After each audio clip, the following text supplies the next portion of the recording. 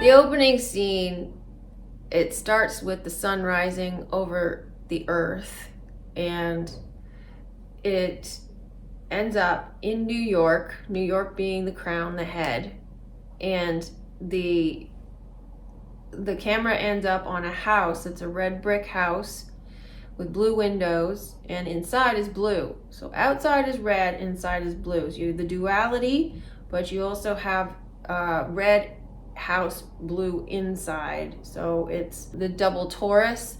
So we're in the blue sky world. Forget the guy's name, but anyway, what we see is Ethan Hawke waking up in bed. So this is a dream. He's dreaming.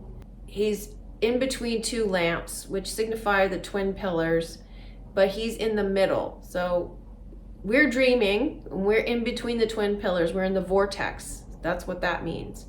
And he is the masculine who's dreaming this. So in the coffee mug and the two clocks, you see 666, which shows the lower consciousness. And the lower consciousness is the blue sky world. So his wife is busy packing, and she's wearing a dress that looks like the double Taurus field. You can see the swirls at the top and the swirls at the bottom, kind of like the magnetic energy rings. And then she makes a weird speech about how everybody looks like they're all busy doing some really good stuff, but underneath they're really a bunch of horrible people, and I hate people. To me, when she's saying that, she's talking to the camera. I mean, she's literally looking into the camera. So she's talking to the viewer. She's like, you can look pretty all you want on the outside, but we know what you're like on the inside, and that's got to change. Because if it doesn't change, this is what's going to happen. Which is why she feels compelled to leave. So something within her is telling her it's time to go. We need a vacation, take a break, time off. So they're taking time off, they're leaving the city. And leaving the world behind is shedding the physical. It's the barbecue or the losing of the flesh. So that's what this film is about and what it's telling us. Even in the title at the end, so at the end they have the Taurus field, so it's the two worlds are colliding, and it's kind of hypnotic, but you can see the one eye in the middle, which is what we're coming back to. The first scene we come back to is Julia Roberts is talking to the camera again. So anytime you see an actor talking directly to the camera, they're talking directly to you. Julia Roberts' first line was "Leave the world behind," which is the line that was advertising the place that they're going to for their vacation.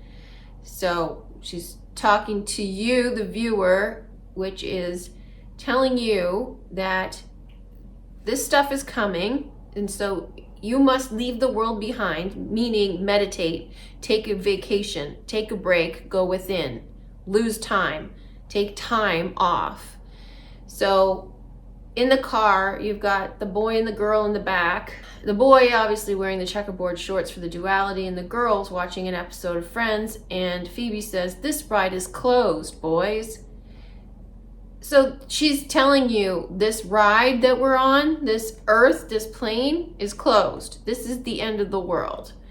And then it loses connection. So the connection is lost and the internet goes down. This internet losing connection theme has been very consistent in not just these movies, but in my own life. My internet connection's been down, but also in what happens later. The girl, her name is Rose, she's upset she can't keep watching her movie. She's upset she can't keep watching Friends. And she looks up at the sky just like her mother did, which is basically looking at you. She asks her dad if when their vacation's over, can they go to the coffee shop in Friends? The coffee shop was the last thing that was mentioned at the last episode of Friends. So to me, this is a reference to the end of Friends. The father says, "I don't think it's real. It's just a set." This is the first reference that he makes to this world being not real and just a set. Also, they're taking the exit to Point Comfort, exit 76, and the other fork in the road, the other road goes to Fort Mose Road. Exit 76, I mean 7 is high upper world, 6 is the lower world. So it could be a point of intersection of the two worlds. Point Comfort, I mean they're leaving the city so that they can be comfortable. So if they leave the city, they're not as affected by what's to come. But these are nitty-gritty things that don't really matter. So the first part is called the house, and of course the house is white. It's the White House. This is also connected to Barack Obama. Barack Obama means lightning. Lightning is Zeus, but also like the White House is the lighthouse, is the home of the sun. That's kind of why they're here. So Julia Roberts goes to the grocery store and she sees Kevin Bacon outside packing his truck with supplies, and Kevin Bacon has a big old 5-pointed star on his hat, which signifies Venus. So he's in the know. He's the protector. He has all of the stuff to protect himself, and he's prepared, whereas other people are not. And notice like the cars even are blue, like everything is blue. Okay, I gotta show you this.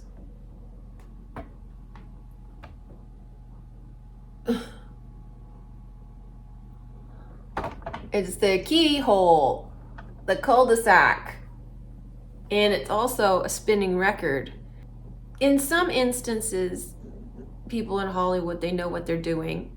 In other instances, they don't. So there's certain people at the top probably know what they're doing, and then there's people below them that don't. So some of these things are placed deliberately, knowing what they are. Some of the other things that are placed there are just as a result of feeding the theme of the film. So they don't consciously know why they're putting what they're putting in place. They're just doing what they're told, or just following the theme of the film. They don't realize what they're doing because it's coming from consciousness. So they're just following a script, an inner script. And this idea that they know everything, every single detail, is false. The scene on the beach, to me, was okay. So let me explain a little bit how I view these movies, because these movies, like I said, are not intended for a mainstream audience. They're intended for people with eyes to see. Whether you decode them on one of the two pillars or the middle pillar, doesn't matter. It's intended for you, those people. And the way I see these movies is more like I feel them. It like the symbolism, the tone, the messaging, all of that is more like a composition of feeling than it is the actual film and the story and all of that. Like all of the elements that go into telling this story, they reach something in my subconscious and bring that up to light. Don't Worry Darling was the same way. This movie, Under the Silver Lake, all of those types of films, I view these movies completely differently. It's an experience, and it's a feeling, and it's a remembering, and it brings things up, like memories and feelings and intuition, and to me, that's how these films are composed. This is why they're not meant for a mainstream audience, and why a lot of these types of films are misconstrued or misunderstood by mainstream audience, because they'll look at it and they're like, I don't get it, what? Donnie Darko is another one. So the scene on the beach, to me, I found amusing. I got really excited about it. I felt really like thrilled to see it. It's weird because, you know, it's supposed to be ominous. They're sitting on the beach and this big ship comes in and just keeps coming and coming and coming. It just doesn't even stop. There's no horn warning people. It's like there's nobody on board. To me, what it signified was, this is this first sign of chaos, kind of like the red plane in the desert in Don't Worry Darling. It's the sign that the other world is coming, that the two worlds are colliding. So things are starting to go haywire. And the father, who so far is dressed in green, so father is usually green, and the daughter is in yellow, whereas the others tend to be sort of bluish. He says that it looks like an oil tanker. So oil is black and it's a substance that comes from the ground. So that's the divine feminine coming, but it's also a black and a red ship. So the red, like the red of the plane in Don't Worry Darling, and the name of the ship is the White Lion. The problem is like the GPS, so it doesn't have a navigation. The navigation system is off. So just to clarify, red means the red sky world, and the navigation system being off was shown in the Titan sub event. You can see my decode on that. The navigation system tells you where to go. So if your inner navigation system is shut down, you are lost or disconnected from Source, God, your higher self. But anyway, I found it really exciting because to me it signifies the colliding of the two worlds. So the second reference to being in a TV show, Julia Roberts is trying to look up what happened on the beach, but there's no internet and there's no TV, and she sees their children playing in the pool and she says they seem to have moved on, like nothing has happened, like it was just something they saw on TV and they've moved on to the next episode. And in the car on the way home, they were literally watching the video footage of the ship coming into the land as if it was on TV, because that's what she was watching Friends on. They're telling you that your reality is like a TV show. Just move to the next episode. So they see a couple of deer in the backyard, and the father says that it's a good omen according to Mesoamerican mythology. I have to look that up because, like, why would he mention it? So I found this regarding the Mesoamerican mythology regarding deer. Seller associated deer with an army of celestial stars fleeing east to west to escape the powerful morning star Venus. Many Mesoamerican origin myths feature the deer, a creature modern-day researchers pair with the sun, with drought and the vital need to end drought with the help of rain and lightning deity Tlaloc. In the Yucatan today, rain rituals at a time of severe drought begin with a deer hunt, and Lopez Austin reports an old saying from his home region of northern Mexico suggesting that when it rains heavily and yet the sun is shining, a doe is giving birth. In the remote past, the deer gives birth to the sun in a brief moment of liberation in which the aquatic dark principles of her pregnant womb coexist with the luminous warm principles of new solar life. So this is about rebirth, giving life to a new sun, to a new world. And deer is a recurring theme in this film, and it comes up quite a bit. A lot of deer acting strangely. I'm gonna show you this as well. Okay, so the daughter's asleep, but she still has friends on her, let's call it an iPad, and it says you're offline, check connection, and the episode is called The Last One. When it says directly, you are offline. You are offline, not your device. You are offline. Check connection. So your connection is not working. You are not connected. You're not connected to your higher self, and you're offline. So offline means off center. You're not on the middle pillar, perhaps. The husband is spitting wisdom, and the wife is just like, what's that? What do you hear? There's somebody outside.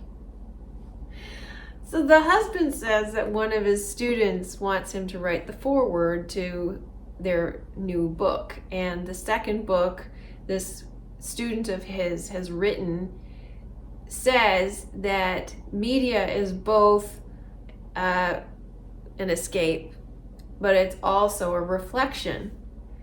And he doesn't get far into it because they're interrupted by the homeowners who are at the door.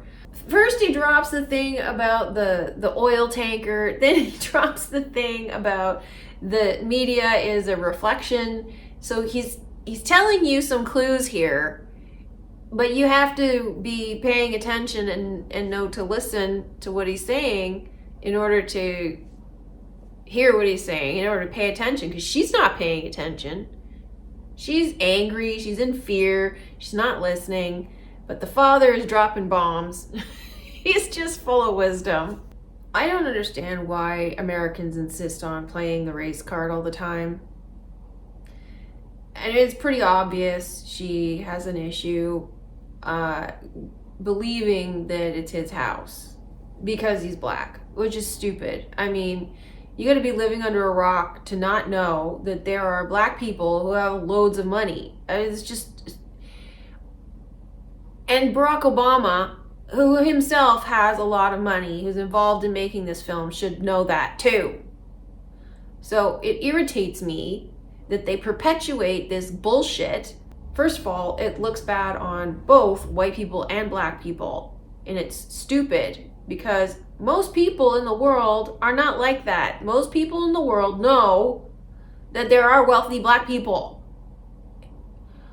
And Barack Obama should know better. So there's a piece of art on the wall and it looks like blue eyes. Yeah, it's kind of creepy. I don't really understand this plot line, why the owners of the house were in the city and then they just decided to come all the way home.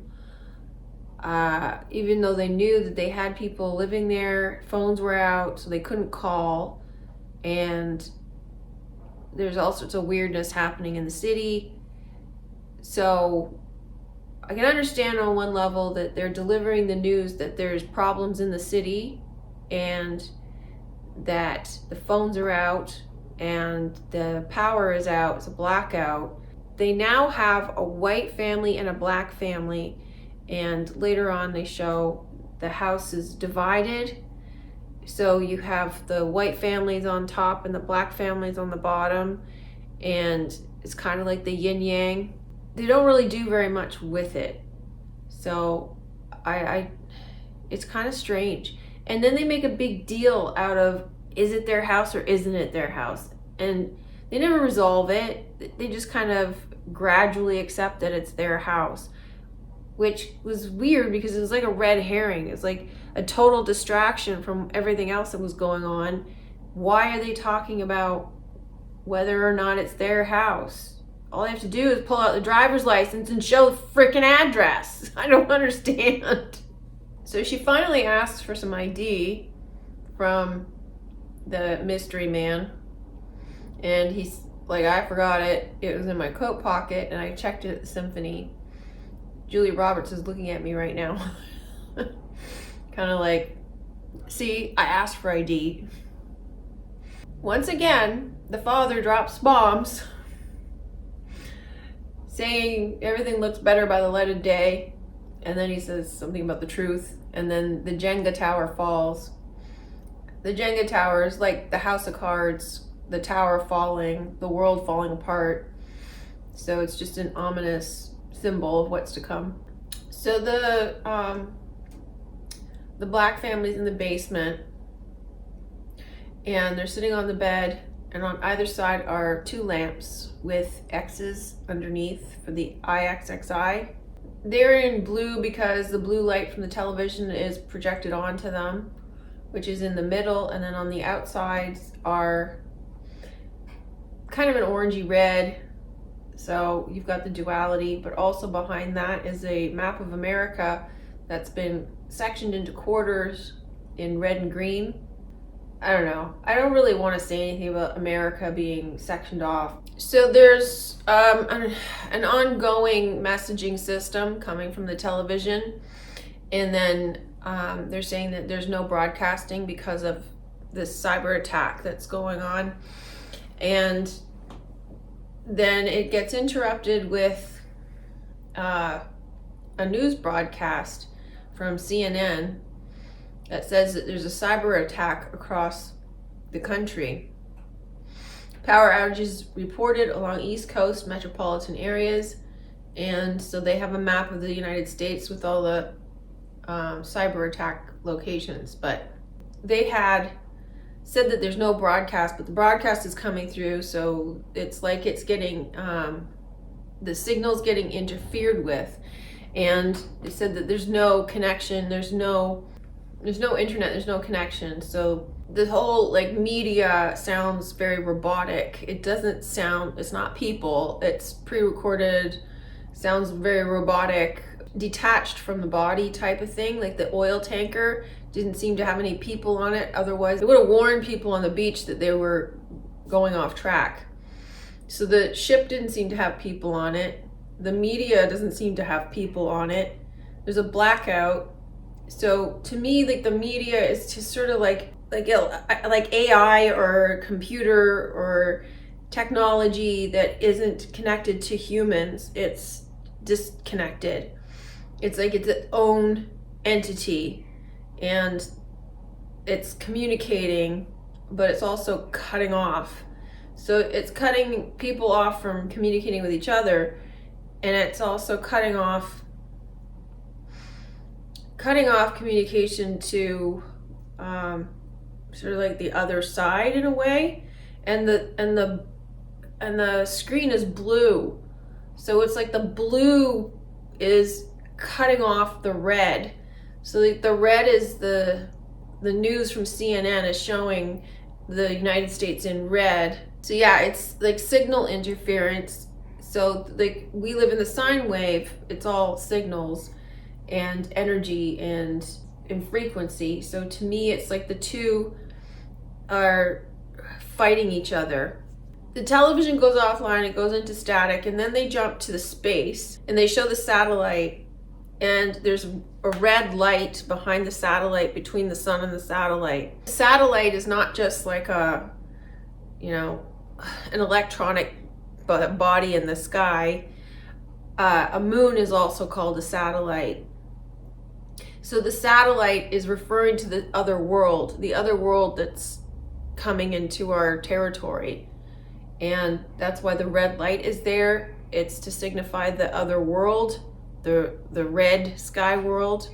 So I know it's not literal. Like this film is so symbolic. Another strange line of dialogue. So Rose, she is upset because she's trying to watch the last episode of Friends. She really wants to see the ending, and that's all she cares about. She doesn't care about anything else, just cares about seeing the end of the TV series.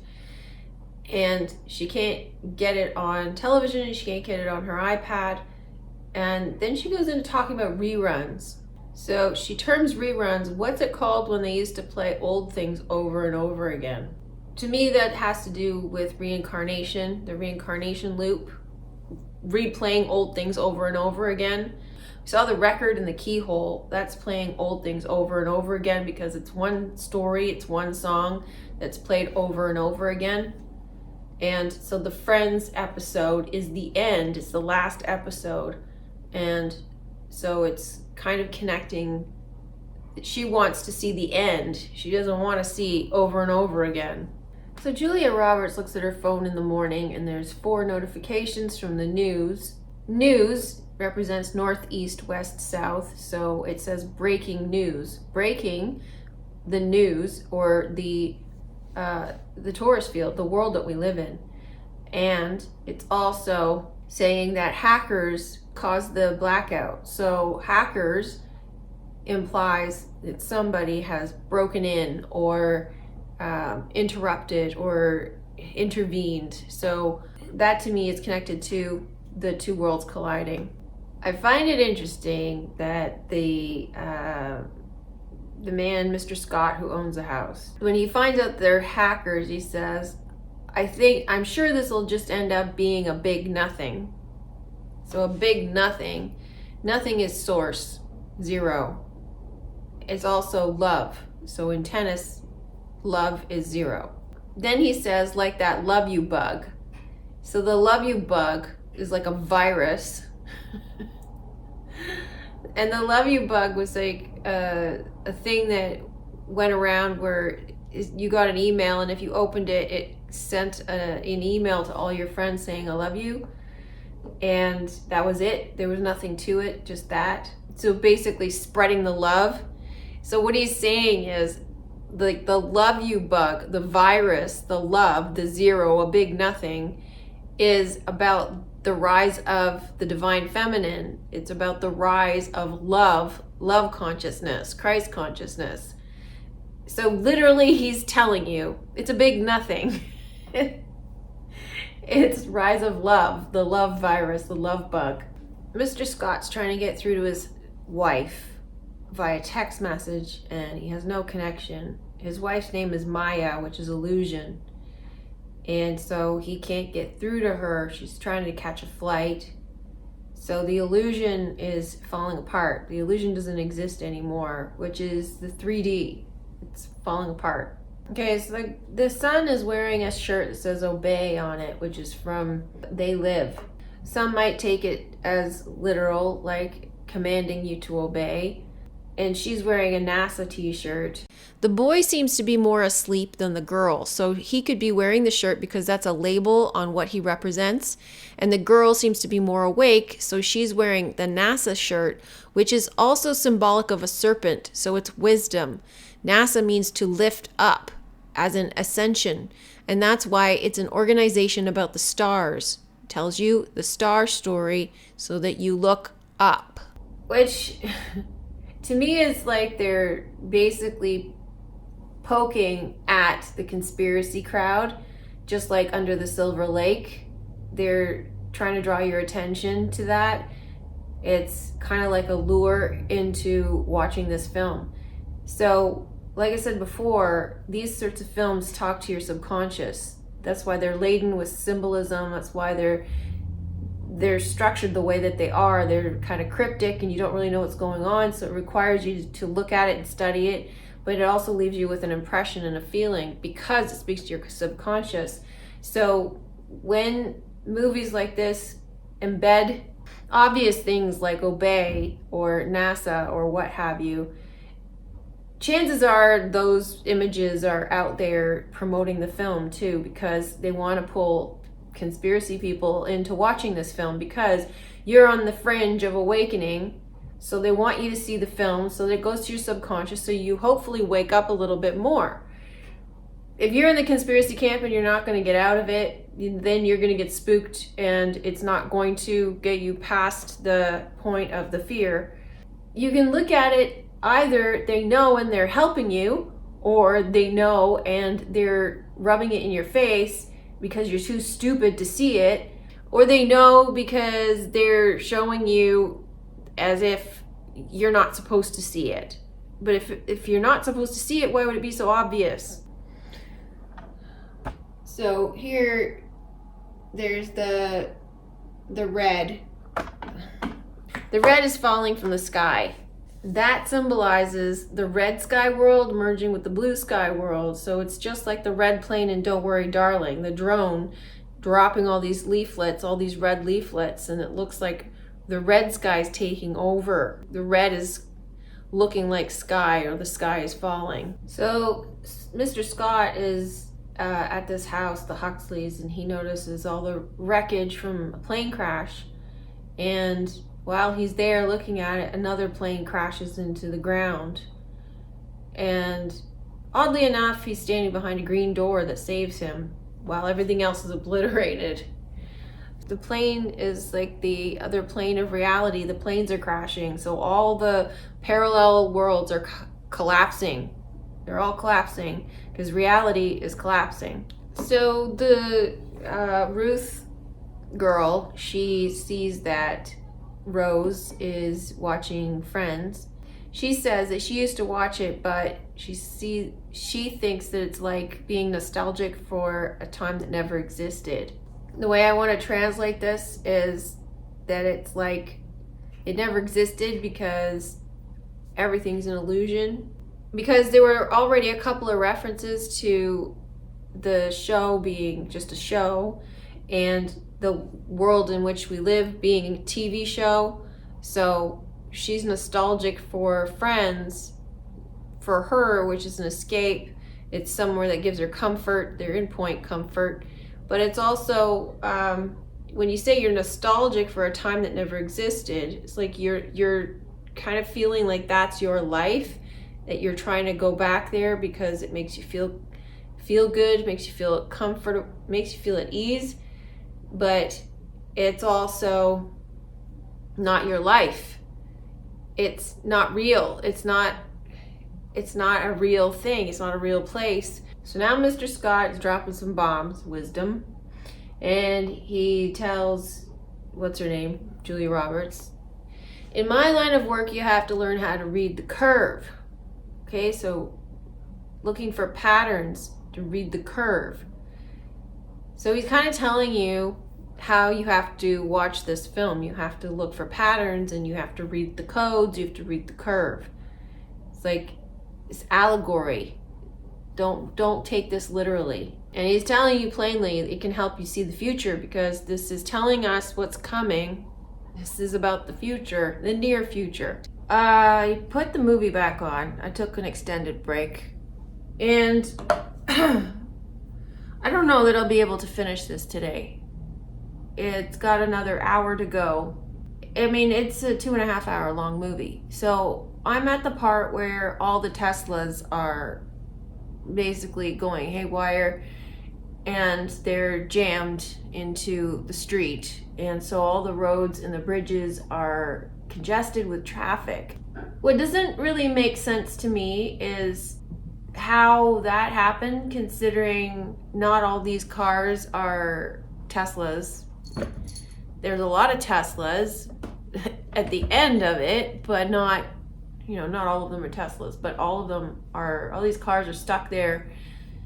There doesn't seem to be any people. So what I interpret this to mean is the road is closed. So there's no way out. They can't get through, which also has to do with rushing the Christmas tree. People wanting to escape, wanting to get out, panicking, blocking the arteries. You can't leave.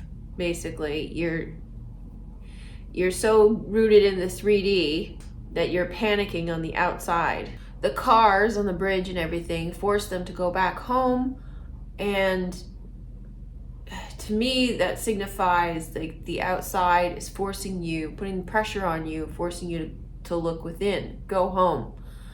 And she's talking about going to find a shelter. So shelter would be meditation. I'm gonna try to figure out what this means in real time here because I kind of have a vague idea of what I think it is. Rose is frustrated that she can't watch the last episode of Friends, and she says, I was so close. And the last episode of Friends is about Ross and Rachel getting back together. So this whole film takes place at that point in the story, which is right before Ross and Rachel get back together. And there's this sort of question lingering in her head, at least. Will they or won't they? Will they get back together or won't they? And then it cuts to her brother, who is also frustrated, and he's frustrated in a slightly different way. He's looking at pictures of of Ruth, the other girl that's there, and pleasing himself, but he's not getting anywhere. And over his head is an X. So to me, it represents the duality of the lack of connection between the two. So it's base reality. They're in the 666. He's sexually frustrated. He can't even, please himself. And so he has no connection with the girl in the physical, and Rose is not getting any connection in the non-physical through the internet, watching the story unfold with Ross and Rachel. So there's a lack of connection between the male and female on both sides. And Rose is trying to reach her higher connection through the internet, the air, Aquarius, while he is trying to make a connection to a girl in the same house, but he's looking at her through the screen. Both of them are looking through a screen. He wants a connection to the divine feminine, but he's in lower base behavior, which is why he's frustrated. So something has to shift in order for there to be a connection. And that's what this whole story is about, is shifting to get the connection. Okay, so continuing on the lack of connection theme, they go from that scene with the son to Ruth asking Clay if he wants to go for a smoke. And first question she asks if he's ever intermingled with one of his students, and he's insulted by that. So there's another sexual discussion, which is kind of inappropriate, but it's looking for a connection still. It's like the black is looking for a connection with the white, the male is looking for a connection with the female, the feminine, Rose, is looking to connect with her higher self to see the star story play out, and nobody's getting connection. Now we've also got the Mr. Scott with Julia Roberts trying to make a connection. They didn't quite get off on the right foot, so they're trying to make a connection as well. So Julia Roberts says, if you look deep enough, everything's probably a delusion, and she talks about imaginary money, imaginary numbers moving around, which is a hint to say everything's imaginary. So even money, everything, all of it, your job, everything you think that is something is nothing. It's just a story. He says some of his clients have lost a lot of money because they base their choices on preconceived beliefs instead of truths, which can be applied to the world. You can mess things up if you place your faith in preconceived beliefs instead of the truth. So Mr. Scott is telling Julia Roberts about how he works with this high-powered guy, and they had a weird conversation, and he dropped that he was having his annual meeting with the people who run the world, the evil people who run the world. This conversation reminds me of the one in Under the Silver Lake, when the artist told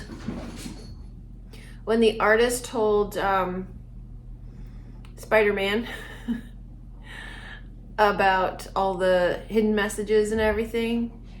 It's kind of like that. It's like truth in plain sight.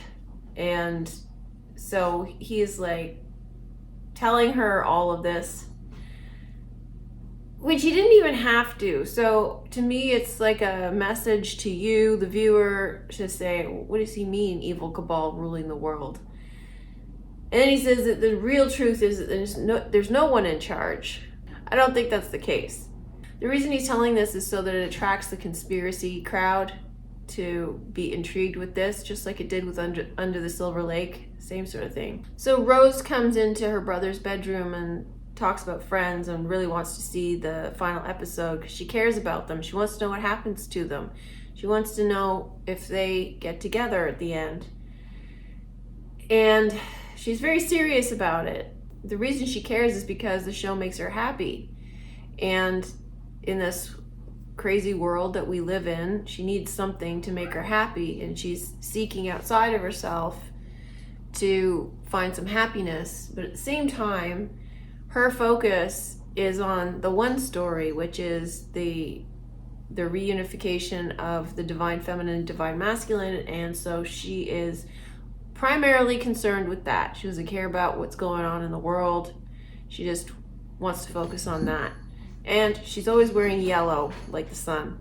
Clay is retelling the story of how he left this Mexican woman on the street who was freaking out, and he's upset. He's upset with himself for being so callous and so cold, which is another example of disconnection. They're disconnected from each other. Everybody is like extreme form of separation and individualization, which has to happen because we're reaching the end of the story. So this is the end of the world, basically. And as they reveal later on in the story, all of what's happening is to force people into fighting each other.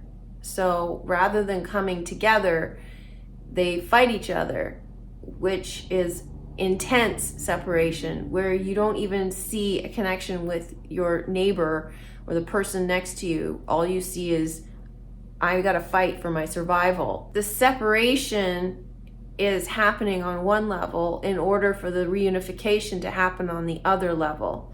It's the alchemical process, it's the extreme pressure, it's turning carbon into diamond, but it's also forcing the alchemical explosion, the Oppenheimer, the atomic bomb, and it's the leavening process. So all of this pressure that's being put on people, this is intense pressure because this is the end of the story now. This pressure's been building because, as Julia Roberts says, she doesn't like people because people are self-serving and they've been awful and they've been trashing the planet. You know, they've been doing all sorts of self-serving stuff. But this is the boiling point. This is where things come to a climax. So it's showing intense separation. Like little Rose, she's 13 years old and she can't connect with her parents. She can't connect with her brother. She tells her brother all sorts of things and he's like, nobody cares. Why do you care? You shouldn't care. He's not listening to her. She says that her parents don't listen to her. Nobody cares what she says. So there's intense separation, disconnection among everybody. And even the Scotts don't have a connection. So the daughter is trying to connect with the father and trying to get him to listen to her and trying to get him to talk to her about how he feels about the wife, about her mother, and he won't talk to her. He's just sort of letting things go, trying to hide things from her and protect her from truth. And so everybody is disconnected, and they're disconnected through fear. Clay tells Ruth that he saw the tanker, and he starts to get carried away with invasion terms and stuff, which upsets her. I'm trying not to get too carried away with all the details, otherwise I'll be here forever. But I want to emphasize that the ship coming to the beach is the equivalent of the earthquakes and the plane in Don't Worry Darling, as I mentioned earlier. But the earthquakes signified the Kundalini awakening in Don't Worry Darling, and here the ship coming to shore as the first signal that something is wrong is the Kundalini awakening, as the Kundalini rising. White lion signifies the solar plexus, the sun. So point comfort has to do with the solar plexus, the heart. That's why they are in the White House, the lighthouse, the White House. So the reason that the father is dropping terms like invasion is because when you think of invasion, you kind of think of alien. And alien goes back to Barbie or strange or foreign woman, which is the Kundalini, the divine feminine rising. And so she kind of doesn't want to hear it. She doesn't want to hear the truth. He's okay with the truth, whatever it is. He's green. He's the father. He's in the middle. So he doesn't really care. He's okay with it. She cares. She's scared. She doesn't want to hear it. Same with Julia Roberts. She didn't want to hear what Mr. Scott had to say. She was like, I kind of don't like you anymore for telling her this scary stuff, this conspiracy stuff. While Clay and Ruth are talking in the backyard, the pool gets full of flamingos, which is unusual. My friend sent me some information on flamingos. The flamingos are in the water, and the word flamingo comes from flame, which is fire or to burn. Fire in the water is the burning off of the waters of Pisces, the old age. And the bird is linked with air, which is Aquarius, the new age. So we have deer and flamingos behaving oddly. It's kind of surreal. The weird behavior of the animals is kind of like the world going haywire. It's like essentially like the Matrix breaking down, or the illusion breaking down. Things are acting out of character, like the planes crashing, the cars crashing, and the boats coming into land. So everything is behaving unusually. Julia Roberts can't dance, but I'm only going to mention this because Conspiracy Channel mentioned it. So the album that she pulls out has one of the band members with the finger to the lips, which is supposed to mean secrecy for Freemasons, but again, there's dualistic messaging behind it, because yes, it's a secret, but it's in plain sight. So they're telling you that there is a secret, and the secret is the truth. So if you keep seeing this everywhere, then you should get suspicious about, well, why do they keep doing that? It's a misunderstood gesture by conspiracy people to think that these people are MK Ultra victims who are in the know and signaling to other people who are in the know. They all know they're in the know. So yeah, they don't need to signal to each other. If you're in with Hollywood, they know you're in the know. You can't get to a certain level in Hollywood without being in the know. So yeah, the reason that they're signaling to you is so that you go, why are they doing that? Same with the hand over the eye. It's all a signal and symbol. And it's also connected to the Taurus. Also, silence is golden, right? Put your finger to your lips. Silence is golden. What you speak matters. So what you really want to pay attention to is thoughts create things. So what are you saying? What are you thinking? What are you feeling? The other thing that was pointed out was that she turned the record dial from 45 to 33. And okay, so 33 represents the top of the spine. It's about ascension. It's about the Kundalini awakening. So when you reach the top of the spine, that's the point of where the Kundalini connection is made, which is the 88 gate. See my Back to the Future decode for more information on that. So Mr. Scott, he doesn't believe he's going to see his wife, Maya, illusion again, and he's sad about that. And he is telling Julia Roberts that they have to face facts, that they're not getting out of this alive. This attack is too much. So then they get hit with the sound frequency. Yeah, I find it disturbing how there's very little interaction with other people in this movie. It's mostly these two families. But at the same time, this still leads me to associate all of the ongoings, all of the things that are happening, you know, even like the car crash and the boats and the planes and everything. It's more consciousness making things go haywire. It's not what it appears to be. You know, it's kind of like AI, but I don't mean, you know, technology AI, I mean consciousness AI. The way that we understand artificial intelligence is the way that consciousness works, but consciousness is you, so it's more sophisticated than artificial intelligence from a computer. But that's the only comparison that I can give you that would explain what I'm talking about. But it has that sort of impersonal feeling, that detachment feeling, that the illusion is crumbling and all of the things that are happening on the outside, the matrix falling apart, it's the illusion falling. It's like being in a room with the walls crumbling around you. It's like filming something on green screen because there's nothing there. So you are in the center of the room and you are you, and you know you're you, but everything around you is crumbling because it's changing form. The old world is falling away and the new one is going to take its place.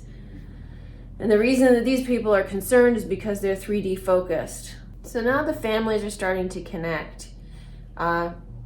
Julia Roberts and Mr. Scott, they started to connect with dancing and talking about his wife, and he became vulnerable and admitted to circumstances that they're in. Now the families are scared because of the sound weapon, so they're sleeping in the same bed together, and Julia Roberts is now listening to her daughter. And Rose brings up the story of the man who was facing a flood, and God sent him 3 things to help save him in an answer to his prayers. And the man refused to take the things that were offered to him, thinking that what was coming to save him, God, would come in another form. So he didn't leave. And then he drowned in the flood, and he was mad at God, and he's like, why didn't you save me? I thought you loved me. And God says, I sent you all these things. What more do you want? This is the same thing as being blind to the truth. So the truth is in your face. It's right in front of you.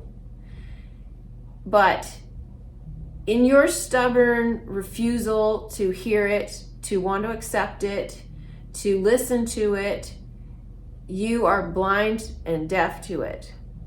And then you get mad because somebody didn't save you. You are the one who has to save yourself. So somebody sends you a boat in the middle of a flood and you don't take it because you're expecting to be saved some other way. That is exactly the same thing as, that doesn't look like the truth to me. I'm not going to listen to you. I know better. So I'm going to just sit here and wait.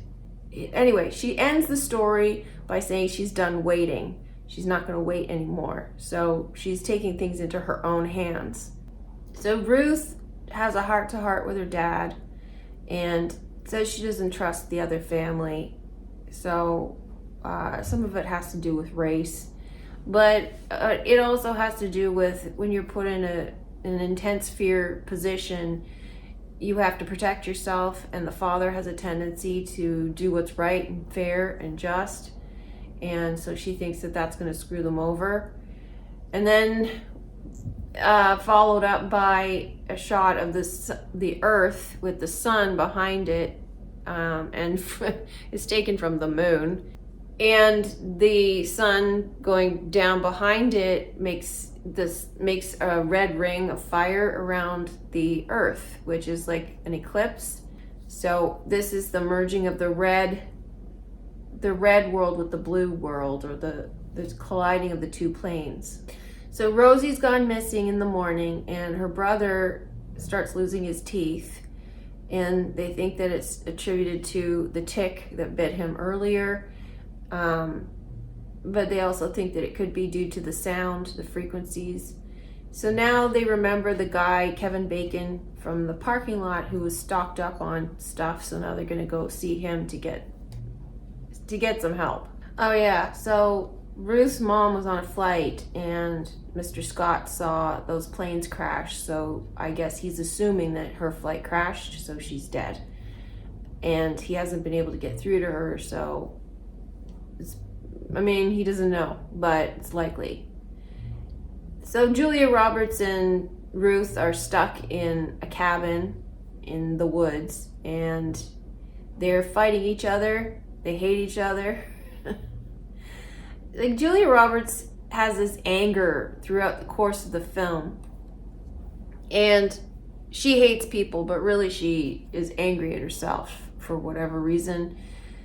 And she doesn't seem to like her husband all that much. She doesn't hate him. She doesn't love him. She doesn't, she was tempted by Mr. Scott. So she's kind of confused, and I guess she's drained by the world. She's a marketing executive. She lives in New York. She's in the heart of the worst. And she's tired of it. This is why she wanted to go on vacation. So she's angry, and she projects, and she blames other people. So she's kind of like toxic feminine. But she's also very masculine. She's kind of like domineering. She takes control. She kind of tells people what's going to happen, what they're going to do. Well, we're going on vacation. You don't have any say in it.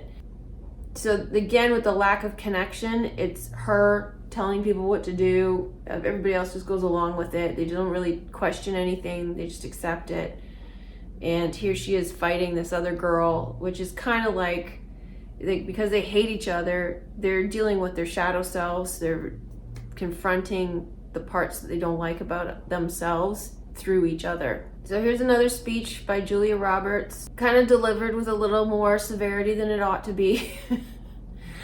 But it's kind of like the speech from Barbie where Gloria talks about the patriarchy and how awful it is, and bringing it to light, and by doing so, hopefully casting light on the shadow side of humanity. And we're near the end of the film. We got half an hour to go, and it's kind of like, whoa, this is why everything's so messed up. I don't quite understand what this means. So Julia Roberts says, I would do anything to have them back. I think she's referring to her daughter or her, I don't know, like they're stranded in this cabin for some reason, but she's looking for her daughter, so I don't know what she means by them.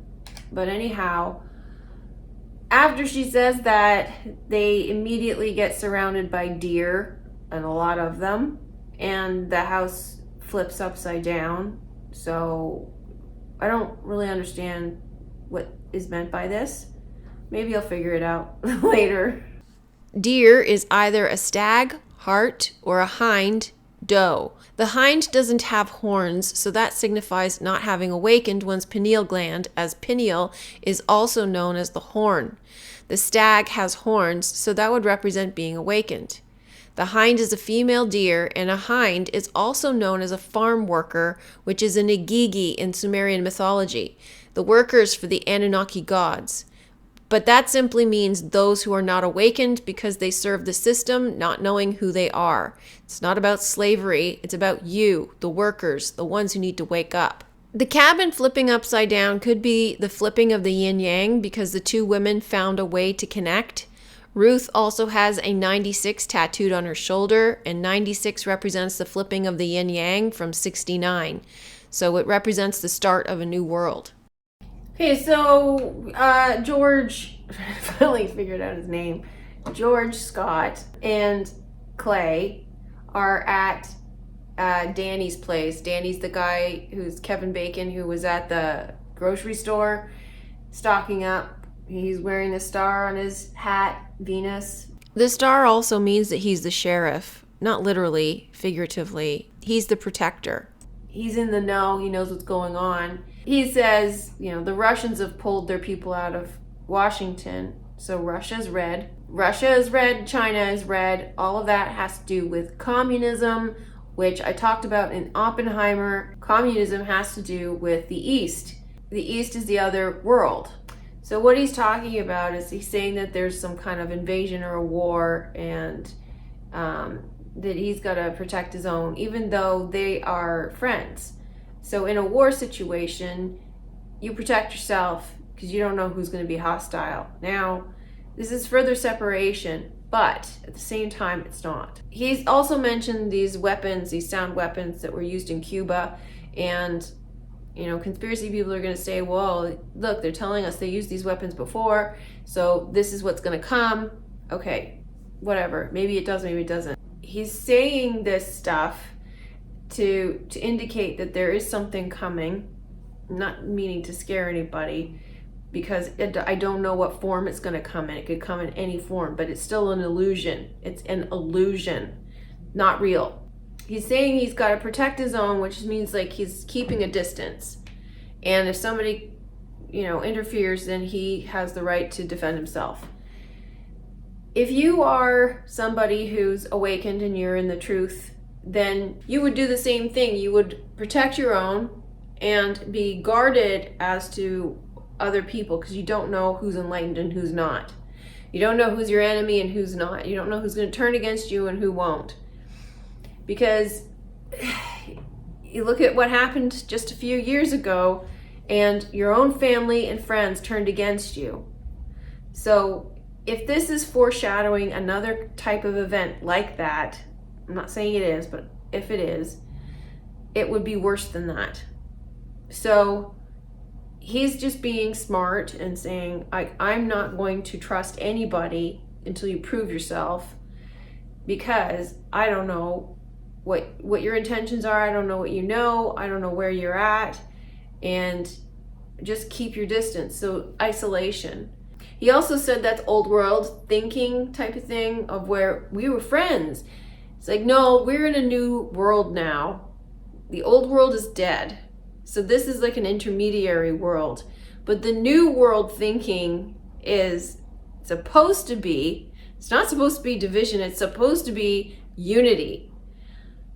So you have the choice of either uniting or separating. When everything is in chaos in the 3D, what are you uniting with? Because the people who are panicking and afraid, they're not in a state to unite. They're in a state of fear and attack and defense. So there's nothing there to unite with. But if you're in the new world thinking, which is what you're supposed to do with ascension, you're supposed to unite with yourself to leave the world behind, leave the 3D, leave the physical. The 3D doesn't matter to you. So whatever happens outside is irrelevant to you, because you are united. And that's what it means. Doesn't mean unite with the 3D. It doesn't mean you have to love everybody, but it doesn't mean you go out and you fight everybody. He stays home. Other people have been going out, freaking out, trying to get away, killing other people or whatever, all hell's breaking loose. He stayed home. He's like, I don't want anything to do with anybody. I'm protecting my own. I'm staying put. I'm staying here. Whatever comes, but you do you, I'll do me. I noticed they drop in that all the systems are down, so cash might be the only thing that works. So they're kind of planting the seed that, you know, even though everything is moving digital and everybody's using cards and everything, he's planting the seed that cash might be valuable. From my point of view, nobody fucking cares about cash if the world is collapsing. They just steal stuff. So Kevin Bacon, Danny, he's dropping some serious truths. He tells them, go check out the Thorns. I heard they converted their basement to what converts to rich asshole talk about a unregulated basement conversion into a doomsday bunker. He's telling them that the Thorns is an anagram for throne, has a doomsday bunker. I don't know if they actually went there or not, but because they didn't show it, but they do know about it. And I'm surprised that Kevin Bacon, Danny, didn't go there himself. But he's telling them, is like, hello, are you not paying attention? Everything is just falling to pieces. Okay, I still don't really know what the symbolism is here, but I did notice that all the men are at Danny's place, and all the women, aside from Rose, are at the cabin, and they're facing deer, and the men are dealing with Danny, who has a gun. So the male and the female separated, but both of them are facing fear. Okay, so Danny says it's the Koreans or the Chinese who are behind it, again with the east and the red, and then Clay shows him the leaflet that dropped from the drone, which is red. So they're telling you that it's the east, it's the red, it's the red world, it's the communism that is attacking them. George is getting a little bit intense, and he's saying that he has an idea of what's going on because he worked with some people high up who told him that there's like this 3-step plan that could take effect, which he suspects is happening right now, which I mentioned earlier, which has to do with the people turning against themselves. So they cut off their communication and then their transportation, isolate them, and force them into having to deal with chaos and interference, noises, attacks, misinformation. We kind of dealt with some of this a few years ago. We had isolation, we were quarantined, we had misinformation and confusion, people turned against each other. So it was on the brink, and yet nothing happened. So there was potential for stage 3 to happen, but it didn't. All they have to do is something similar to that for stage 3 to happen, but they have to push it over the edge. If there is going to be something else coming, then that's probably what's going to happen, is that people will turn against each other. And the reason being is because it's all an illusion. There's not anybody behind it per se. It's the system falling apart. And anybody caught up in the illusion is going to fall for it and think that there's something to fight against. The image that I'm getting when he's talking about this is like, because there's no direct source of the suffering, you're kind of in a room blindfolded, shooting at whatever you can, because you know there's some enemy here, but you don't know where they are. That's kind of the feeling I'm getting from what he was saying. So now we see the atomic explosion and the head has gone off. They live in New York, and the explosion they see in the city has happened with the mushroom cloud, which is the Oppenheimer moment. And so that's the stage that they're at in this war. And the two women who are watching this, they bond by holding hands. So they're coming together. So the connection is starting to get made. And the men are coming together as well, because they said, listen, like, this is what's happening. I need to know you're on my side and that we're not going to turn against each other, because we got to go to that bunker. These people are coming together, not everybody. Okay, so now we're getting to the end of the movie, which is my favorite part. So I'm going to spend a lot of time on this. But right behind the house is the atomic explosion in the head, which is the explosions that are happening in the city. And the camera is coming in on the Thorne house. Thorne is thrown, and Rose is inside. Okay, so Rose goes through a red tunnel to this golden light on the other side. So the light at the end of the tunnel type of thing. And at the end of that tunnel on the wall is a painting that says, "Hope begins in the dark." So hope, if you remember from Superman, the S symbol on the chest represents hope. The S symbol is the serpent. It's the Kundalini serpent. So it begins in the dark through meditation. You can only find it through meditation. So she goes downstairs. So downstairs, remember from the Poseidon adventure, you got to go to the bottom of the boat to get to the top. She goes downstairs. She's going within, and she goes to the vault. So the vault is where the gold is stored. This is where the bunker is. The bunker is the fornix, which is Fort Knox, where the gold is stored. This is where you access your gold, your authenticity. So the name of the shelter is Commodus, the company that built it.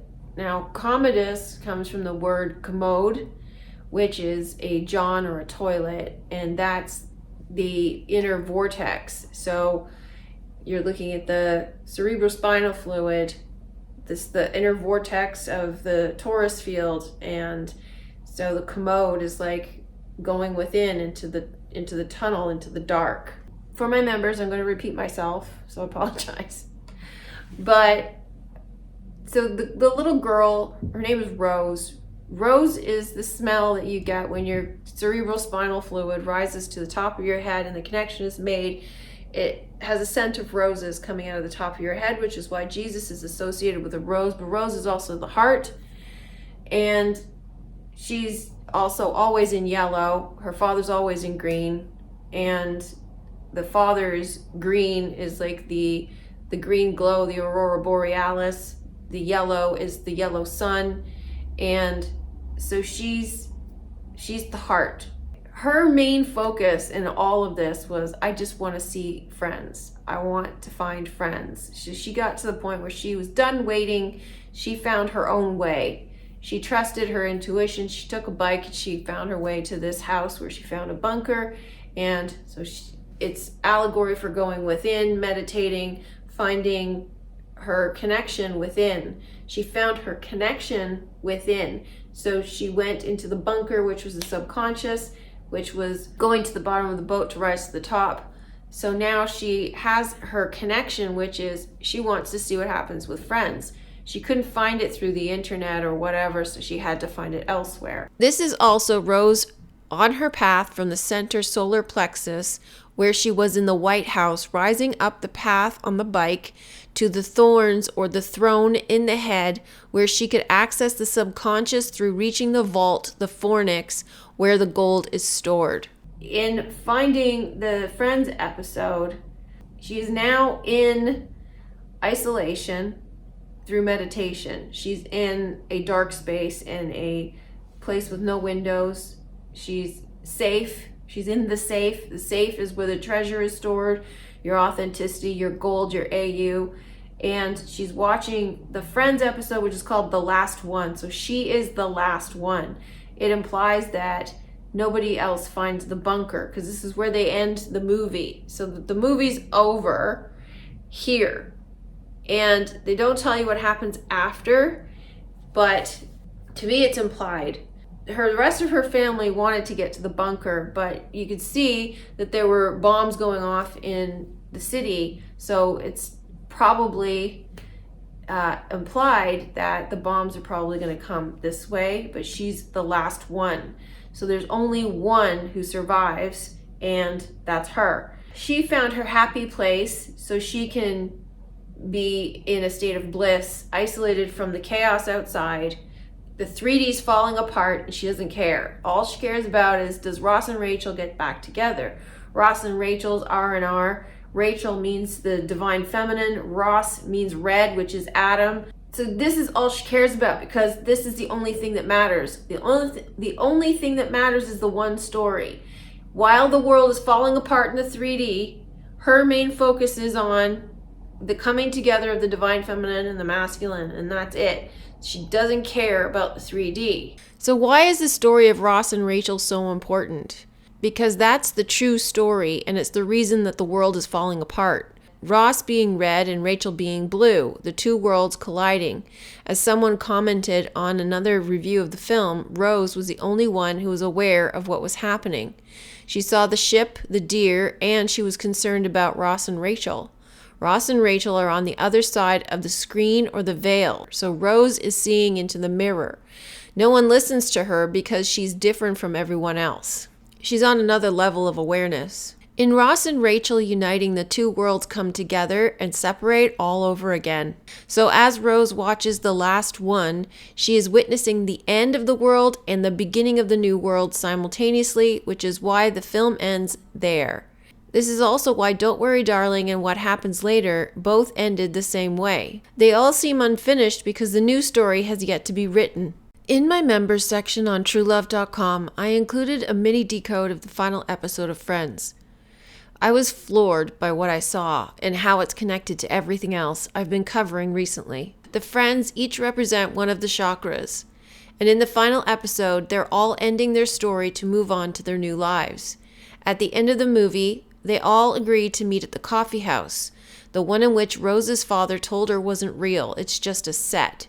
The coffee house was also where Keys and Millie met at the end of Free Guy. Coffee is the same as wine. Turning water into wine is the result of the alchemical marriage. Your body fills with light, Christ consciousness. Everybody else cares about 3D, and they're all panicking in total chaos, and that's why they're caught up in the mess, and she went her own way.